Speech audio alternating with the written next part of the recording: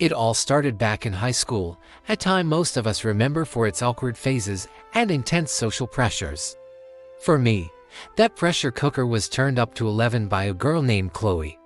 Chloe was, for lack of a better term, the queen bee of our school.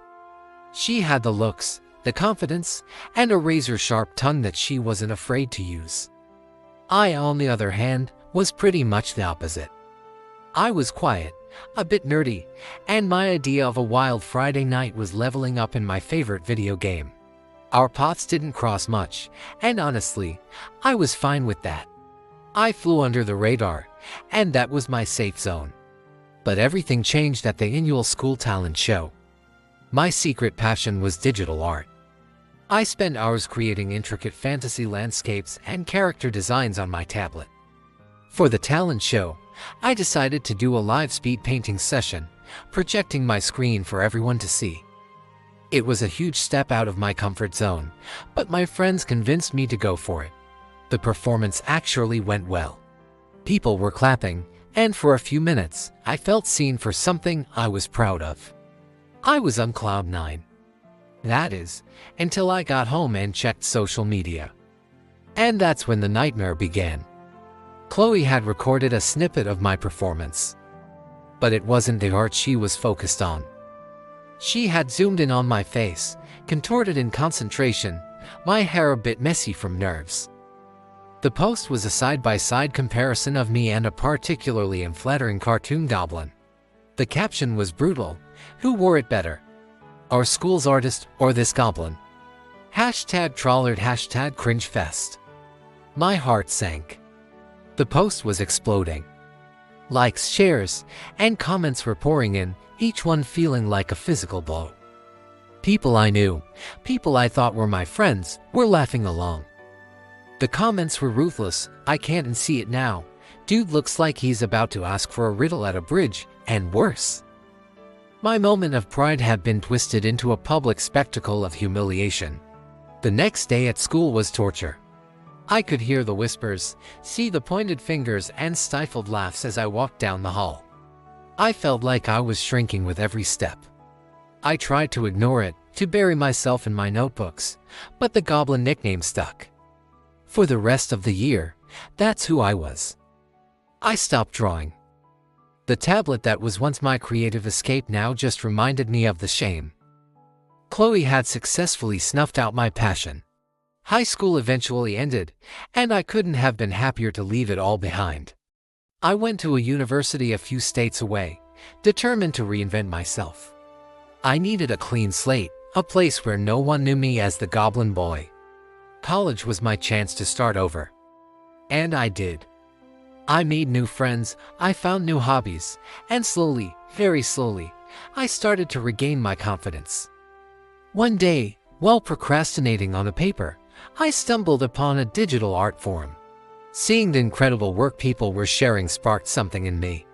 That old passion, the one I thought was dead, flickered back to life. I hesitantly dusted off my old tablet and started drawing again. It was rusty at first, but it felt like coming home. I poured all my frustrations, my old insecurities, and my newfound hope into my art. I created a new anonymous online portfolio, simply posting my work without any expectation. To my surprise, people started to notice. My art began to get traction. I developed a unique style, blending dark fantasy elements with vibrant, almost ethereal lighting. My follower count grew from a few dozen to hundreds, then thousands. I started getting messages from other artists I admired, complimenting my work. It was surreal. I was connecting with a community that valued me for my talent, not for some high school caricature. A few years passed. I graduated from college and, against all odds, managed to turn my art into a career.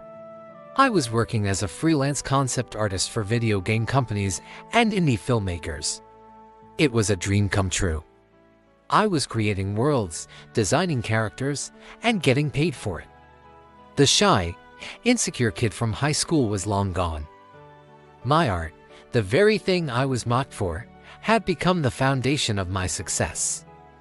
One day, I got an email from a small, a pan-coming indie game studio.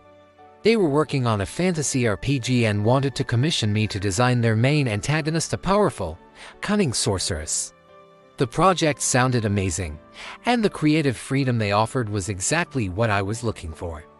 I signed on immediately. We had our first video conference call to discuss the project's vision.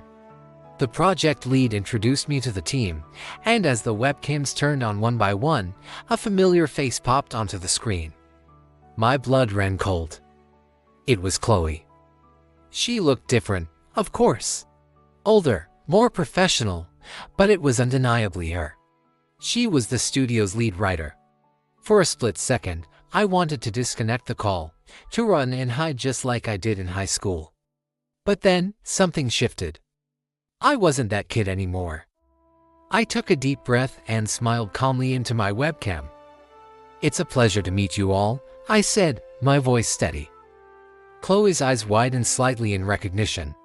I could see the exact moment the gears started turning in her head, connecting the successful artist on her screen with the boy she had mercilessly bullied years ago. Her smile faltered. The meeting continued, and I discussed my ideas for the antagonist.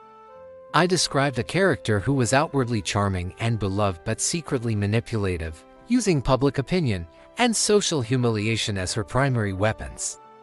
A character who thrived on tearing others down to maintain her own fragile status. As I spoke, I watched Chloe's face.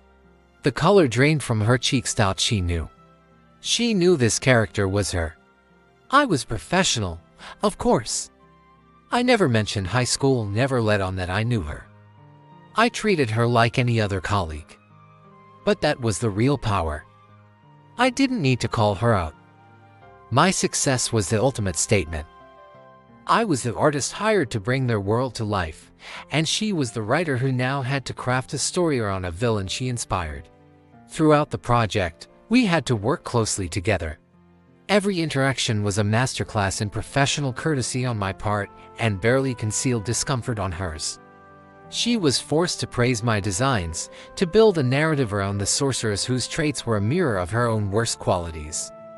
She had to sit in meetings and listen to the team rave about the depth and complexity of a character that was, in essence, a monument to her cruelty.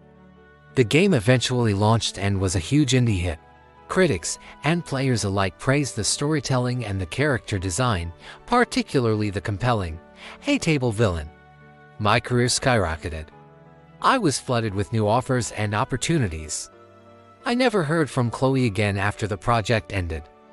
I heard through the grapevine that she left the studio not long after the game's release. I don't know what happened to her, and honestly, I don't care. I didn't need a confrontation or an apology. My revenge wasn't about hurting her, it was about healing myself. It was about taking the thing she tried to destroy and turning it into my greatest strength. The final laugh wasn't some grand, dramatic moment of confrontation.